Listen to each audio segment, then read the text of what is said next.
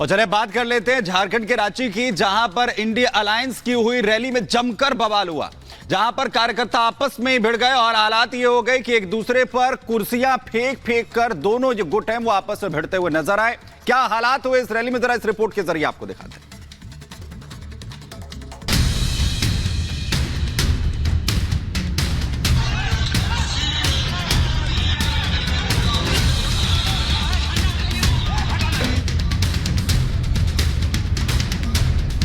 इंडी गठबंधन में सिर्फ डबल कम होने का नाम ही नहीं ले रहा है।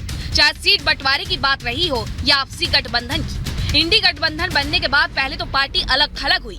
इसके बाद इंडी गठबंधन के नेता अपने अपने राज्यों में अपना अपना दावा ठोकते दिखे। खैर, दिल्ली के बाद रांची में इंडी गठबंधन की बड़ी रैली हुई। जेएमएम की ओर से प्रभात तारा मैदान में उल गुलान न्याय रैली का आयोजन किया गया। भले ही इंडी गठबंधन के नेता तीसरी बार रैली कर रहे हो, लेकिन इंडी गठबंधन की रैली से जो तस्वीर सामने आई वो पहले देख लीजिए।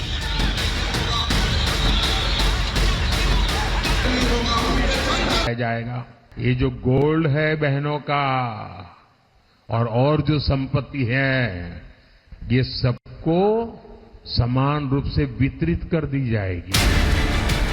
पीएम यही नहीं रुके, विरोधियों खासकर कांग्रेस को आड़े हाथ लेते हुए पीएम मोदी ने माहौल ऐसा बनाया कि ज्यादा से ज्यादा सीटें एनडीए जीते। पीएम ने बताया कि आजादी के बाद ये पहली बार है जब गांधी परिवार भी कांग्रेस को वोट नहीं देने वाला। स्वार्थ और अवसरवादिता में घिरी कांग्रेस की हालत ऐसी हो गई है कि कांग्रेस का शाही परिवार आजादी के इतिहास में पहली बार होगा। दिल्ली में कांग्रेस का जो शाही परिवार रहता है वो कांग्रेस को वोट नहीं देगा। अगर ये शाही परिवार कांग्रेस को वोट नहीं देता है तो आपसे वोट मांगने का उनको क्या हक है भाई। दूसरी तरफ इंडी गठबंधन के नेताओं ने रांची से हुंकार भरी। इस दौरान इंडी गठबंधन के नेताओं ने बीजेपी के 400 पार के नारे को जुमला करार दिया।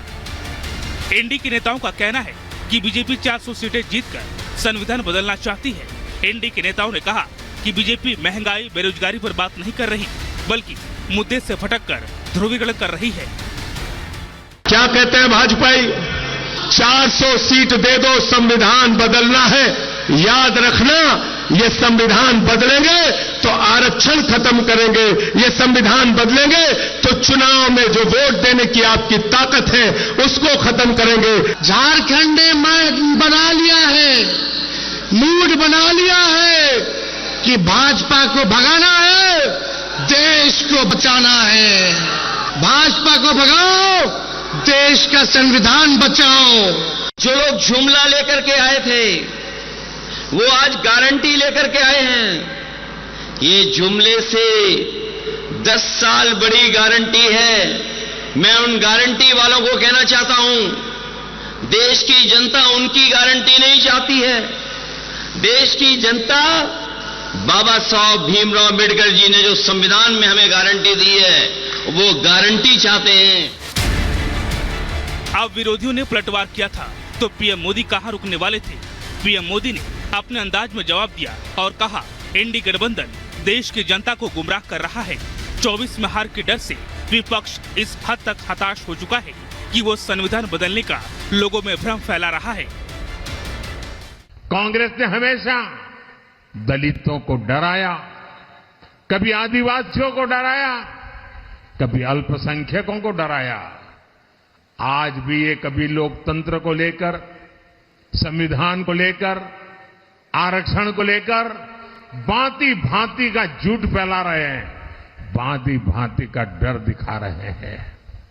लेकिन कांग्रेस को पता नहीं है कि भारत हर प्रकार से डर से बाहर निकल चुका है।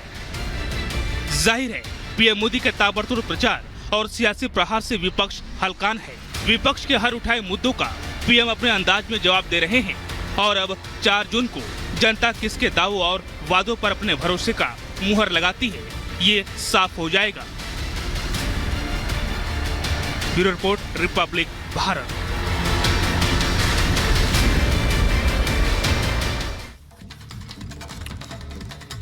वहीं आज एक बार फिर से तमाम दिग्गज चुनाव प्रचार के लिए मैदान में उतरेंगे। जहां पर गृह मंत्री अमित शाह छत्तीसगढ़ में होंगे तो वहीं जेपी नड्डा और स्मृति ईरानी भी एक बार फिर से मैदान में उतरकर अपने लिए वोट मांगते हुए नजर आएंगे। रिपोर्ट आपको देखें। लोकसभा चुनाव के लिए पहले चरण की वोटिंग खत्म हो चुकी है। दूसरे चरण के लिए राजनीतिक दलों ने अपना प्रचार प्रसार तेज कर दिया है। बीजेपी की तरफ से प्रधानमंत्री ही नहीं, पार्टी के तमाम दिग्गज नेता, मंत्री और सांसद मैदान में उतर जनता से जीत का आशीर्वाद मांग रहे हैं। आज की बात करें तो केंद्रीय गृह मंत्री अमित शाह और पार्टी अध्यक्ष जेपी नड्डा छत्तीसगढ़ में होंगे। अमित शाह जहां कांकेर में जनसभा को संबोधित करेंगे, वहीं जेपी नड्डा मुंगेरी, भिलाई और रायपुर में जनता को संबोधित करेंगे। केंद्रीय मंत्री स्मृति ईरानी आज एक बार फिर अमेठी से विरोधियों को ललकार भरती हुई नजर आएंगी। यही नहीं, चुनावी प्रचार मैदान में आज सीता और लक्ष्मण मेरठ में राम के लिए वोट मांगते नजर आएंगे। बीजेपी प्रत्याशी अरुण गोविल के लिए दीपिका चिखलिया और सुनील लहरी आज मेरठ में प्रचार करेंगे। इसके साथ ही बीएसपी सुप्रीमो मायावती भी आज जनसभाएं करेंगी तो उत्तर प्रदेश की गौतम बुद्ध नगर बुलंदशहर में जनसभा करेंगी। Bureau report, Republic Bharat. वही बात करते हैं मणिपुर की, जहां पर आज वोटिंग होगी। दरअसल उन बूथों की ये वोटिंग होनी है जहां पर 19 तारीख को हुई वोटिंग हुई, बूथ कैप्चरिंग की कोशिश यहां पर की गई थी और आज एक बार फिर से री वोटिंग यहां पर करवाई जा रही है। 11 बूथों पर दरअसल ये वोटिंग होनी है। 19 अप्रैल को हिंसा और गोलीबारी यहां पर की गई थी, ईवीएम में तोड़फोड़ की गई थी, बूथ कैप्चरिंग को भी यहां पर अंजाम दिया गया था। इसलिए एक बार फिर से वोटिंग यहां पर करवाई जा रही है। 11 ये बूथ हैं जहां पर ये तमाम कोशिशें हिंसा की और गोलीबारी की जो घटना है वो यहां पर सामने आई थी। ईवीएम में भी तोड़फोड़ की गई थी। 19 अप्रैल को जिस तरीके से फर्स्ट फेज की वोटिंग हुई उसमें मणिपुर भी शामिल था। आज मणिपुर लोकसभा क्षेत्र के 11 मतदान केंद्रों पर फिर से वोटिंग होगी। इन बूथों पर 19 अप्रैल को लोकसभा चुनाव के फर्स्ट फेज में वोटिंग के दौरान हिंसा और तोड़फोड़ हुई थी, जिसके बाद चुनाव आयोग ने शनिवार को इसे लेकर आदेश जारी किया था।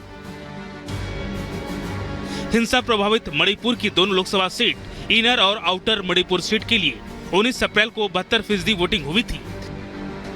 चुनाव के दौरान कई बूथों पर गोलीबारी, ईवीएम में तोड़फोड़ और बूथ कैप्चरिंग की घटनाएं सामने आई थी।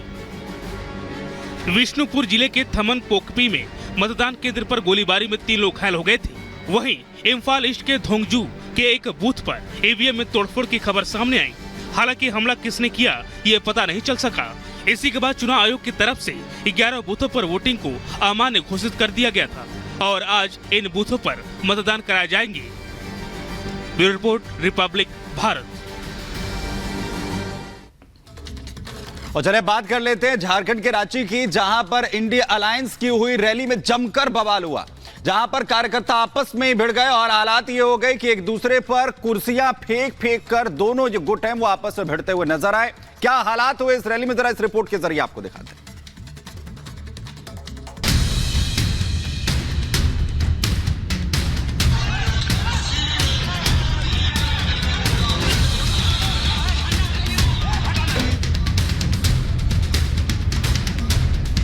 इंडी गठबंधन में सिर्फ डबल कम होने का नाम ही नहीं ले रहा है। चाहे सीट बंटवारे की बात रही हो या आपसी गठबंधन की, इंडी गठबंधन बनने के बाद पहले तो पार्टी अलग थलग हुई। इसके बाद इंडी गठबंधन के नेता अपने अपने राज्यों में अपना अपना दावा ठोकते दिखे। खैर, दिल्ली के बाद रांची में इंडी गठबंधन की बड़ी रैली हुई। जेएमएम की ओर से प्रभात तारा मैदान में उल गुलान न्याय रैली का आयोजन किया गया। भले ही इंडी गठबंधन के नेता तीसरी बार रैली कर रहे हो, लेकिन इंडी गठबंधन की रैली से जो तस्वीर सामने आई वो पहले देख लीजिए।